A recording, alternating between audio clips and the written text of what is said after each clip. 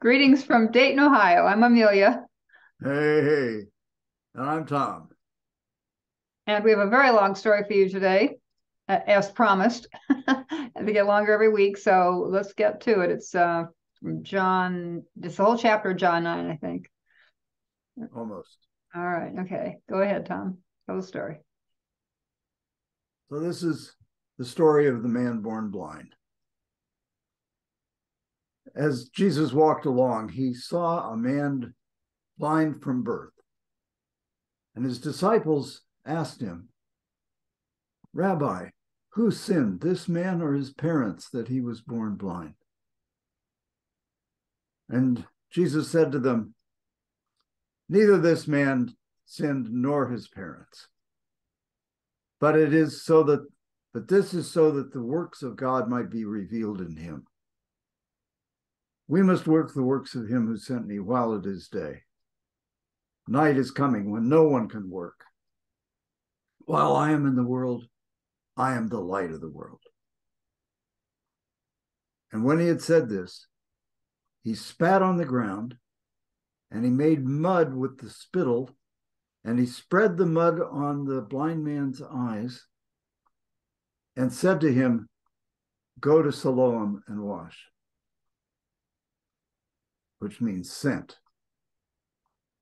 And so he went, and he washed, and he came back seeing. Now, his neighbors and those who had seen him begging were saying to one another, "Isn't this the man who used to sit and beg?" And some said, "It's he." Others said, "No, but it's someone like him." But the man kept saying, I'm the man." And they said, "Well, how then do you now see? How were your eyes opened?" And he answered, "The man called Jesus spit on the ground, made mud with the spittle. He put it on my eyes and told me to go to Siloam and wash. And I went and I washed. Ha! And I can see." And they said, "Well, where is he?" And he said, "I don't know." So they took the man who had been blind to the Pharisees. And uh, it was on a Sabbath day when Jesus anointed his eyes and he had received his sight. And the Pharisees began to ask him how he had received his sight.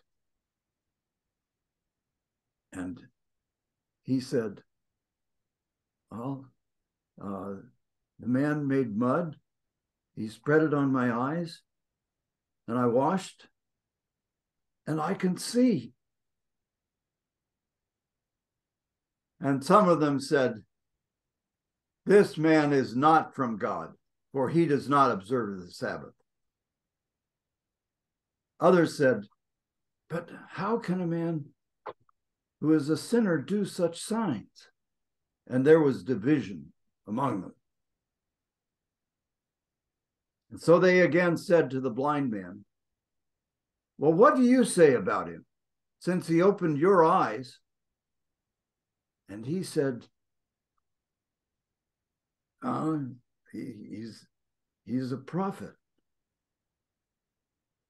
Now the Jews did not believe that the man had been born blind and had received his sight until they called the parents of the man who had received his sight and asked them, "Is this your son who you say was born blind? How is it then that he now sees?" And they said they said to them, "Well, we know that this is our son, and that he was born blind, but How he now sees, we do not know. And we don't know who opened his eyes. He's of age. Ask him. He can speak for himself. Now they said this because they were afraid of the Jews, because they had agreed that anyone who confessed Jesus to be the Messiah would be cast out of the synagogue. And that's why they said, he's of age. Ask him. So the Jews called again. They called the man who had been blind for a second time. And they said to him, give glory to God. We know that this man is a sinner because he does not observe the Sabbath. And the man said, well, whether he's a sinner or not, I don't know. But one thing I do know, I was blind and now I can see. And they said to him, how did he open your eyes? What did he do to you? He said, I've told you already, and you wouldn't listen. Do you want to hear it again? Or do you also want to become his disciples? And they reviled him and said, you are his disciple. But we are disciples of Moses. We know that God spoke to Moses, but as for this man, we don't know where he comes from. And the man said, this is astonishing. You don't know where he comes from. And yet he opened my eyes. We know that God does not listen to sinners, but but he will listen to one who worships God and keeps God's commandments. If this man were not from God, he could do nothing. And the Pharisees said, you were born in utter sin. And would you try to teach us? And they cast him out.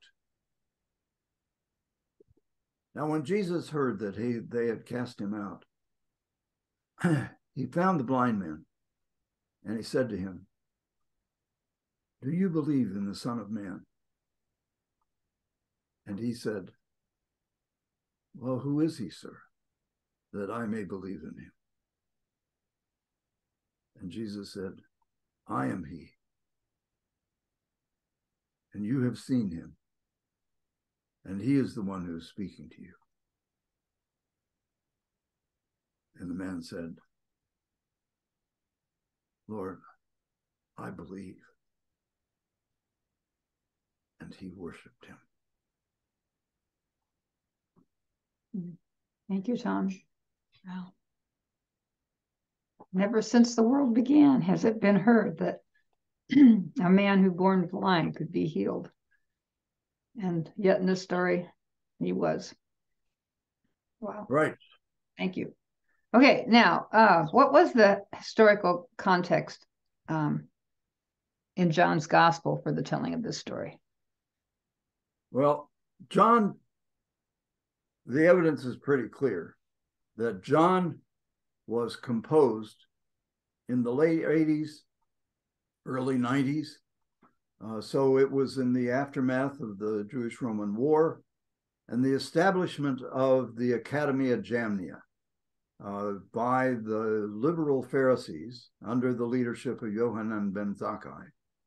And the academy was established as a new center for the organization of the Jewish community in the aftermath of the war, when the entire governmental system centered around the temple and the chief priests and the elders, was destroyed. The Sadducees literally disappeared from history, as did the high priest, as did the chief priests. So the Pharisees established a new center of authority, a place of teaching and of issuing new rules, new dimensions of the law that would enable the community to survive in the midst of the oppression that happened in the aftermath of the war. Essentially, what happened was that two sects survived the war. There was, on the one hand, the liberal Pharisees at the Academy of Jamnia, and the followers of Jesus, and the very early first century of the church. And so this was the setting of the Gospel of John in its historical context. So he was telling the story of what happened in the ministry of Jesus some 60 years prior to the composition of the gospel. And he's weaving those two things together. So the Pharisees didn't have that kind of authority at the time of Jesus. They didn't have trials and so on. But that happened after the war. And so all of this reflects both the situation of the Jewish community in the aftermath of the war and what happened in the ministry of Jesus. Okay, so why were the blind man's, the formerly blind man's parents so afraid of the Pharisees? Or it seemed like you portrayed them as being really nervous. Well, and it says they're afraid because right. That's right. The Jews, that is the Pharisees, had already agreed that anyone who confessed Jesus to be the Messiah would be cast out of the synagogue. To be cast out of the synagogue was a big deal. The word in Greek is aposynagogos, from the synagogue. And what that meant for a Jew in the aftermath of the war was that they were expelled from the Jewish community, that people would not relate to them. And so it was an awesome curse that was placed on those who were found to be guilty of this, of believing in Jesus as the Messiah. And so that's what's implicit in his being of his, healing the blind man, and of the blind man saying, "I believe," as the climax of the story. Okay, so Jesus got into trouble, I gather, because he was seen so poorly by the Pharisees because he broke Sabbath law. But in what way did he break the Sabbath law by, spitting on the dirt and making mud and putting it on this man's eyes? Well, making mud I guess, and putting it on the man's eyes constituted work. And so by a very rigid, rigorous definition of work, this small gesture constituted work. was it because it was a healing, or would it, I mean, if he wasn't healed, would it still have been considered work? Yes. Okay. So making the mud was work. Okay. It would be like making concrete to build a brick wall. So it was an extension of the rigor of the law.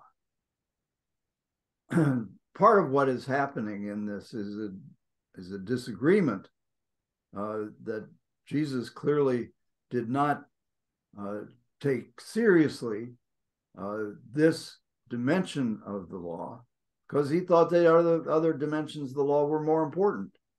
So that the healing of the blind man was more important than observing the law in regard to making mud and putting it on the man's eyes. That was so he was arguing for and acting out of a conviction of the dimensions of the law that had greater weight, that were more important than others. And so he was fighting for freedom of belief, of spirit, rather than the details of the law. There's a lot of great lines in this story that stood out to me as I listened to you tell it this time. I mean, Jesus saying, "I am the light of the world." It's a powerful image of Jesus. And then when you say, "I am the man, I'm the man," I always laugh when I hear that. It's me, I'm the one. Yeah. That's great. It's great. Yeah, it is. And then also kind of you have some of the Pharisees focused on the ones who were unhappy because Jesus was healing on the Sabbath, but they were divided. Right. That line, and they were divided, which that's sort of a theme about there being a divisions. I'm telling the story of Lazarus in a couple of weeks. And that happens there also. People are divided about what they think about Jesus. So, right. And there are and in John's story in chapter 11 and here it's clear that there are some who are believing that Jesus is the Messiah. And among those, some were Pharisees. So there was division within the Pharisaic community about Jesus. Right. And so that conflict clearly continued throughout the first century. And we hear so much about division in our own society today. So I think that's partly why that stuck out for me as I listened to it this time. Sure. Well, there are similar dynamics happening now in relation to that which is more important in the law. So in relation to gun control, is it more important that people have access to guns, or that we stop this plague of mass shootings with assault rifles in the United States? What's more important? I think you're letting your which side you're on come through with that. And very clearly. Yeah. And I think it's an issue of justice that requires that there be demonstrations. In effect, what Jesus is doing is a demonstration against this focus on the minutiae of Sabbath law observance. And he is affirming the care of the poor, the care of the blind as the crucial and weightier matter of the law, of justice in his time. And I think it would be the same now in relation to this horrendous loss of life that is happening because of this preoccupation with gun possession among this radical fringe in the United States that holds out for everybody having total access and no restrictions on guns. So both with regard to our kind of more secular laws and religious laws for those for whom those are important, as for us, Jesus really asks us to consider what is the higher priority, what is God's justice demand. Yes. Yeah. So let your eyes be opened to what's most important and have a great week. This man experienced a transformation that is the culmination of the sign of the presence of the kingdom of God. Right. He really points that out. He says, what's happened when they questioned whether this man is just a sinner or of God. The man who had been blind points to what had happened for him, how he had been healed. It was a great thing for him. So that's a criteria perhaps for judging what's most important. Right. All right, we better sign off. This is astonishing. Yeah. Yeah. Yeah. Yeah. All right. Bye, everybody. Bye-bye. Have a great week.